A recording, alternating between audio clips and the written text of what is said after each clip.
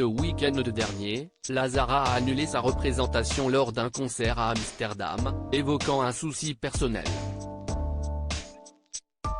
Alexandra Redamiel, chef de la délégation française de l'Eurovision, répond à la polémique qui a suivi.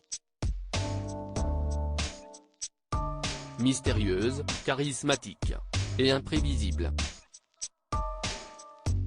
Lazara, qui représentera la France lors de la finale du concours de l'Eurovision le 13 mai prochain à Liverpool, a défrayé la chronique le week-end dernier.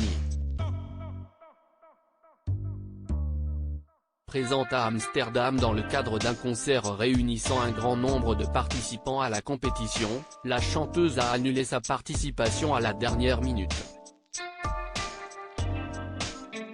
L'artiste québécoise a évoqué un souci personnel avant de décommander ses rendez-vous promotionnels de la semaine. En exclusivité, Alexandra Redamiel, directrice des divertissements et des Jeux de France Télévisions et chef de la délégation française de l'Eurovision, s'explique dans une interview accordée à Télé Loisirs. Il est important de ne pas alimenter les commérages ou les fantasmes autour de Lazara. Télé Loisirs, dans quel état d'esprit êtes-vous après l'annulation de sa prestation ce week-end? Alexandra Redamiel, je gère la délégation française donc, en plus d'être patronne des divertissements, mon métier est de gérer des moments extraordinaires et des moments plus durs. Mon état d'esprit est de ne pas mettre d'émotion dans ce que je fais mais plutôt de continuer à conduire une artiste à laquelle on croit, dont nous sommes très fiers et qui va nous représenter le 13 mai prochain. Je veux avancer en permanence et rester toujours positive. Quand Lazara me regarde dans les yeux, elle ne doit pas sentir de peur ou de colère, seulement la conviction d'aller le plus loin possible. Pouvez-vous nous en dire plus sur ce qu'il s'est passé? Ce qui est important est de ne pas alimenter les commérages ou les fantasmes autour de Lazara. La médiatisation entraîne des conséquences mais le vrai message à faire passer, c'est qu'à partir du moment où ça touche à l'intimité de quelqu'un, je ne suis pas à même de répondre à sa place. Il faut remettre les choses dans leur contexte, elle n'a pas de prestation sur scène suite à un problème qui lui est personnel. Et quand je vois le lynchage qui est fait autour d'elle, comment peut-on gagner l'Eurovision si notre pays est critique face à notre artiste? Les pays internationaux n'ont pas relevé tout ça.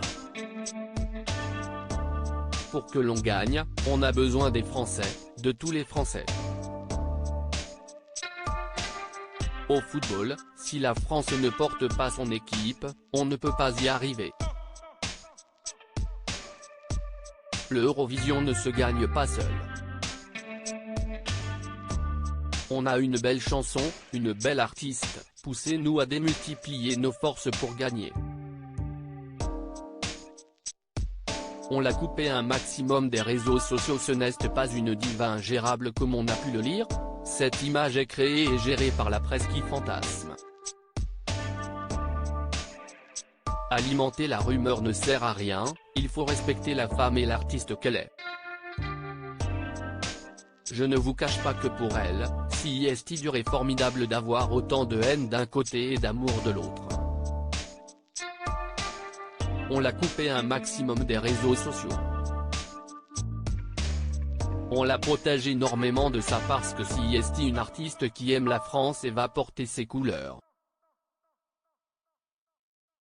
Le fait qu'elle soit canadienne a été critiqué récemment. C'est une chose dont vous vous souciez? Non, on ne peut pas se soucier de ça parce que c'est la francophonie. Aujourd'hui, au contraire, revendiquer la francophonie est essentiel. C'est la richesse de nos cultures. Les Québécois ont une fierté incroyable de parler français. On devrait plutôt se dire qu'on a beaucoup de chance de voir la francophonie représentée sur la scène de Liverpool.